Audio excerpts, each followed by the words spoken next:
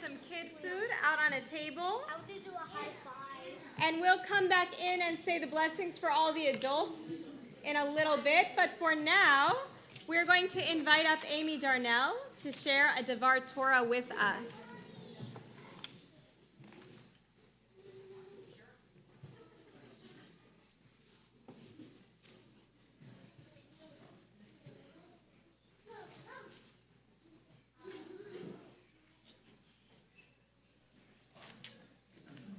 Hi, Shabbat Shalom. Thank you so much to all of our friends and family who've joined us today to celebrate our Afruf. When Rabbi Sidney invited me to give a Devar today, and I saw what Parsha we had, I was like, ooh, there's a lot here to choose from. It's an exceptionally rich Parsha. I could talk about the Akedah, the origin of the Moabites. Abraham decides for the second time to tell people his wife is his sister. That's a weird choice.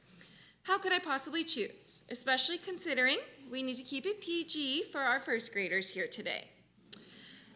As I reviewed this Parsha, I found myself considering what lessons Aaron and I can take from this Parsha into our marriage. I'm going to use the rabbinical step stool here because I feel like I can't see you guys. All right. Am I too tall now? No, we're good? Okay. What stands out most about Vayera is its discussion of one of our most important and precious mitzvot, Hachnasat Orchim, or welcoming guests. The Parsha begins just after Abraham entered into a covenant with God at the end of Lech Lecha. Abraham has just been circumcised along with all of the men of his household, and he sits, probably not very comfortably, peeking out the door of his tent when three men appear. Abraham runs to Sarah, saying, "Quick! Get flour and make cakes." The next verse has him run to his herd next. I feel bad for him with all this running, but he's very enthusiastic. And according to Rashi, the servant boy he tasks with the preparation of a calf is his son Ishmael, and he does this to train him in the performance of hospitality. Abraham's whole household rushes to honor the strangers in their tent.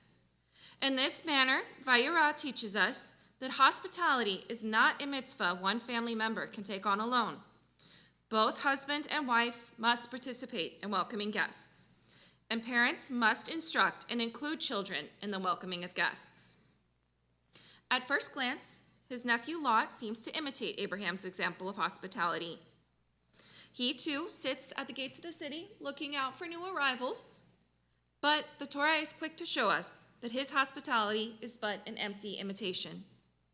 He seems to operate more out of a sense of fear than of true enthusiasm for welcoming guests. His wife is no better. There's a midrash that Lot's wife was turned into a pillar of salt because she would not offer her guests so much as a pinch. The Rambam says that the people of Sodom rejected visitors and guests, for in the opinion of all our rabbis, all evil practices were rampant among them. Yet their fate was sealed because of this sin. That is, they did not strengthen the hand of the poor and the needy, since this sin represented their usual behavior more than any other. Besides, since all peoples act righteously towards their friends and their poor, there was none among all the nations who matched Sodom in cruelty, end quote. And what is God's response to Sodom's cruelty? He cannot allow them to exist. Their sin, their inhospitality, is so great that they must be wiped from the earth, despite Abraham's pleading. God's wholesale destruction of Sodom indicates to us which sins are most abhorrent to him. Sodom's rejection of kindness, of hospitality, is intolerable. A community that denies those in need cannot be allowed to endure. Here at Beth Torah, the anti-Sodom, if you will, I have felt the opposite spirit entirely. From the moment I arrived, I was welcomed, not as a stranger, but as family. And as anyone here knows, newcomers don't get to stay guests for very long. Within just a few weeks of my arrival, I think it was Aileen who asked me how I was planning to contribute to the congregation. I was duly inducted into kitchen volunteering, Sunday school teaching, and substituting. And now, in honor of our upcoming Simcha, I found the courage, as my voice breaks, I found the confidence to speak up here on the Bima. This community embodies Hachnasat Orchim, radical generosity, open arms, and shared purpose. It's been an enormous privilege and joy to count myself a member of this community and to raise our daughter here. As Aaron and I prepare to stand beneath the chuppah, its 4 open sides will remind us to welcome guests from all directions.